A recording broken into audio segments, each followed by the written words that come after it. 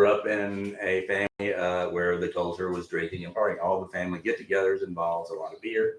I remember everyone would show up with like 2 full cases of beer.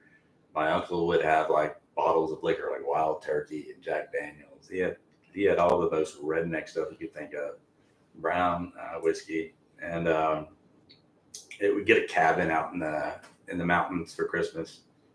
It was just so funny. And then we had like my friend Kelly's dad, who was a chicken man. My dad's best friend would always be there, and him and Fred would go back and forth, just the funniest little skits watching them. I had a good time growing up, and then they were drinking.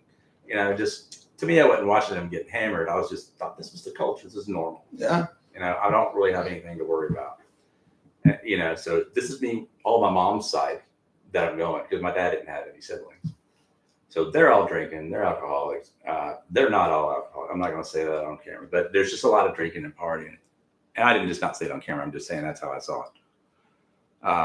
But my dad's father was an alcoholic. I can say that because he's not alive. And that's what kept him sober. But it's all in my genetics. So I never really got a warning about that. It's kind of weird. I figured I would. But it just grabs hold of you one day. Just one day, it's like I only wanted to go out to drink. I didn't really care so much about drinking in unless there were a couple people there and there had to be girls there. That was the key. For whatever, that's a big trigger for me. Girls that are drinking, and then like dive bar kind of settings.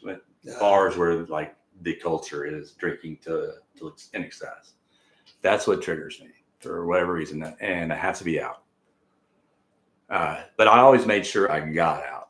See, that's the thing. So it's not like it just happened to be out and that's when I drank. I just made sure I went out 5 nights a week or 4 nights a week sometimes. It just depended on how much it wore me down. But it went on for so long, I guess. Not too long, though, because it was like 26 before I became like a really bad drinker. So a lot of people started in their early teens. Yeah. And there's a lot of people who said, I never thought I'd see you get sober because we're talking about me getting to blackout every night. I got where I was taking Ubers. I go home, get an Uber, go out. That's an expensive night. And every now and then I would stop by and say, I'm just going to have a beer after work, and that's it. But that didn't work. Never did. And that's when I would get in trouble. And people say, why do you keep driving when you're drunk? That's stupid. And my response is, well, I was drunk and I'm not smart when I drink. I'm stupid. Driving or? Yeah, driving is stupid when you're drunk. So you were driving. Did you have DUIs? You could really, I do. And somehow I lucked out. They were spaced out far enough. I never got a felony. So I'm still felon free. I can own a gun. I can vote. And that's very important to me.